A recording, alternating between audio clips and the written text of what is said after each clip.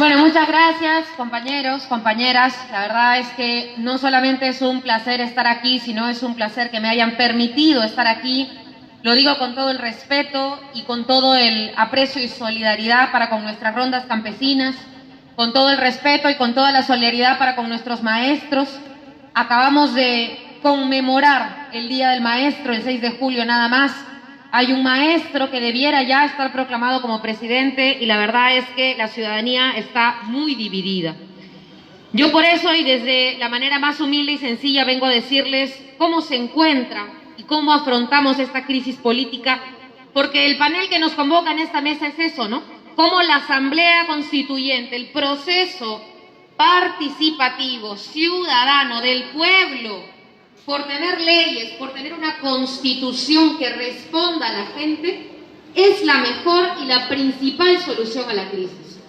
Y que más bien lo que nos ha llevado a esta crisis son los políticos, que se pelean entre políticos y que legislan para políticos. Es por eso, yo agradezco la presentación también, nosotros somos un grupo de 130 congresistas electos. No estoy aquí pagada, no soy congresista de la República aún, pero el trabajo era para ayer, compañeros.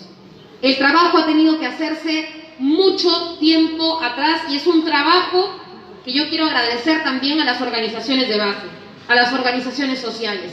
Y ahora que entramos nosotros como congresistas a este periodo, no podemos trabajar, no podemos legislar sin ustedes, sin las organizaciones.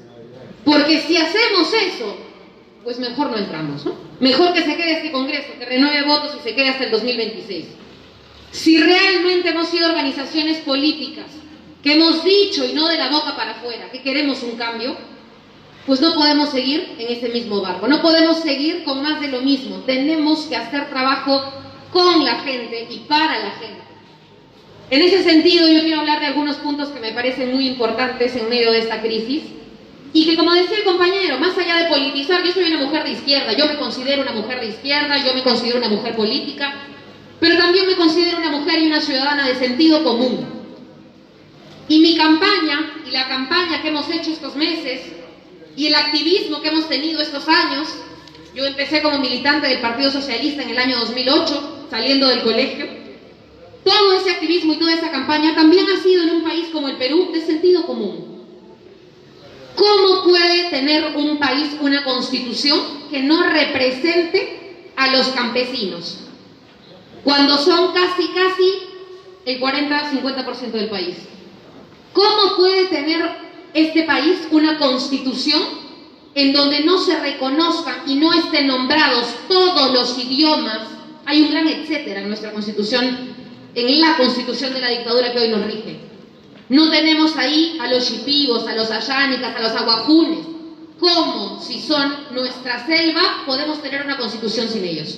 Sin sus lenguas, sin derechos, sin reconocimiento. Eso no es ser político. Eso no es ser de izquierda, es sentido común. Y es un sentido común que la clase política que ahora quiere todavía perpetuarse y que seguro ha traído nuevos congresistas en este periodo que se viene, quiere perpetuar. Quiere perpetuar esa división que ha generado esta segunda vuelta la señora Keiko Fujimori, quiere perpetuar esa exclusión histórica de los pueblos olvidados, quiere perpetuar, como lo ha hecho esta Constitución por tantos años ya, la exclusión de los derechos de los trabajadores. Si hay algo de lo principal que heredamos de la dictadura y que está sacramentado en nuestra Constitución, es el abuso y el pisoteo al trabajador. Y es la humillación, compañero. Y es el trabajador el que sostiene a la empresa, el trabajador el que sostiene a la comunidad, el trabajador el que trae la comida a la mesa. Un agricultor es un trabajador, un campesino es un trabajador, un maestro es un trabajador. No solamente el banquero es trabajador.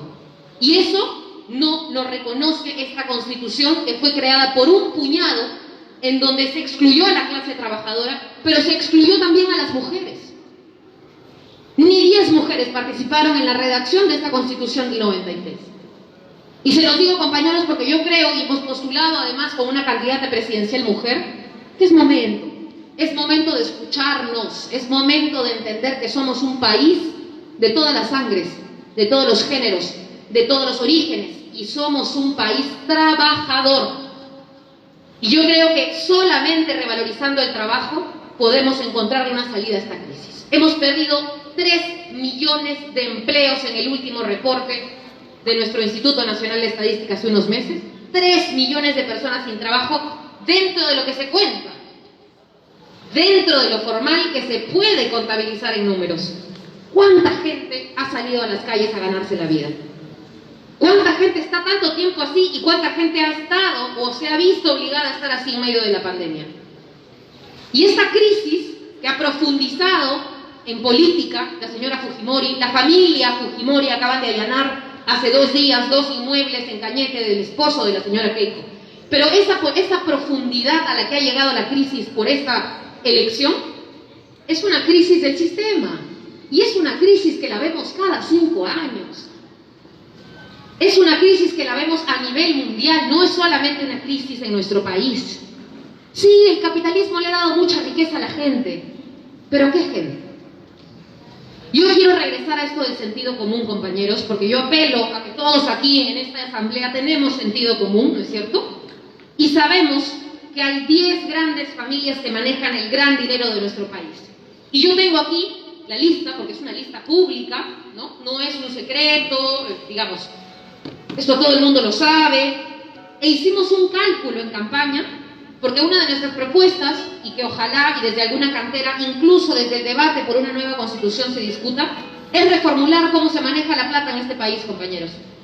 ¿Cuál es nuestro sistema económico? ¿Cómo estamos manejando el dinero de la gente que se enajena en el trabajo, es decir, que no se encuentra, que hace algo que no le gusta, pero que tiene que hacerlo para sobrevivir, y que nunca ve devuelto el fruto de su esfuerzo? Eso es lo que hay que romper, esa lógica perversa de que estás obligado a vivir del trabajo, que además nadie te valora, ni te respeta, ni te retribuye. Esa es la lógica que nosotros apostamos a cambiar. Y en esta lista, nosotros habíamos planteado un impuesto a los ricos que se llamó impuesto al patrimonio, que se llamó impuesto al gran patrimonio, porque la idea no era destruir la clase media ya está derruida. La clase media en este país se ha derrumbado porque es una clase media endeudada. Es una clase media que para comprar, si es que tiene la suerte de acceder a un crédito, lo hace por el banco. Vive toda su vida pagando una deuda. No termina de pagarla, no recibe una pensión, no hay sistema de pensiones. No hay clase media, pero aquí la propuesta ni siquiera abordaba la clase media, la propuesta abordaba al gran patrimonio. 1% de aquellas personas que tienen más de 500 millones de dólares. 1%. ¿Los hará más pobres? Digo yo. ¿Perderán su fuente principal de ingresos por 1% de más de 500 millones? No. Si sumamos en el cálculo aquellos peruanos con 500 millones o más, aquellos peruanos como Rodríguez Pastor, como Brescia Caferata, como Hochschild, como Belmont, como Rodríguez Rodríguez, un puñado, y les decimos hay una contribución temporal del 1% más en los impuestos. ¿Saben cuánto hubiéramos recaudado o podríamos recaudar? Hemos hecho el cálculo. 10.462.500.000 soles para los peruanos. Solamente con una reforma tributaria temporal para paliar la crisis en donde ellos no han sufrido la crisis, pero pueden ayudar a quienes sí. Alguien me dice si esta es una propuesta descabellada, de izquierda. Es una propuesta solidaria y de sentido común. Tanto es así que la ha recomendado el Fondo Monetario Internacional. Tanto es así que la está planteando la gestión de Biden en los Estados Unidos. Tan de sentido común es que esta pandemia ha llevado a la crisis, a la muerte de los seres queridos de las personas más empobrecidas, que simplemente ha sido una discusión a nivel mundial y que aquí ha sido llamada terrorista, comunista, chavista, de lo peor. Y quien les habla, compañeros y compañeras, no solamente tiene una agenda de izquierda porque se reconoce y me reconozco como una mujer de izquierda, sino también tengo una agenda de sentido común. Yo voy a conversar y converso con compañeros de todas las organizaciones, de todos los pensamientos, para ahondar en esa conciencia colectiva. Porque lamentablemente vivimos en un país que culturalmente no ha podido avanzar. ¿Y saben por qué? Porque esa cultura segregacionista, esa cultura discriminatoria, esa cultura de exclusión de la gente trabajadora está en la Constitución. En resumen, y porque no quiero quitarle el tiempo al resto de compañeros, la Constitución que nos rige de la dictadura nos ha quitado el sentido común. Eso es, compañeros. No podemos apelar a un sentido común con una Constitución que desconoce a más de la mitad del país. Eso no es sentido común. Ese es el sentido del puñado que la redactó para perpetuarse en el poder y que hoy como familia y con un partido que ha cambiado de nombre como con cada elección, que ahora se llama Fuerza Popular, lo que hace es destruir la hermandad y el sentido común de peruano entre peruano. Y eso no lo vamos a permitir. Por eso, compañeros, para cerrar, ¿cuál es la salida de esta crisis política que no puede llamarse política sin ser considerada una crisis social?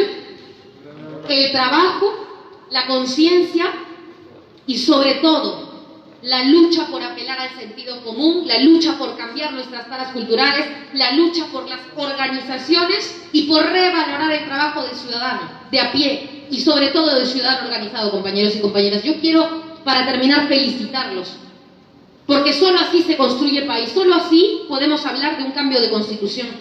No podemos cambiar la Constitución desde el Congreso y se los dice una futura congresista. No podemos cambiar la Constitución desde el gobierno si no conversamos con la gente, porque vamos a tener exactamente 5, 10, 15 años más del mismo saqueo.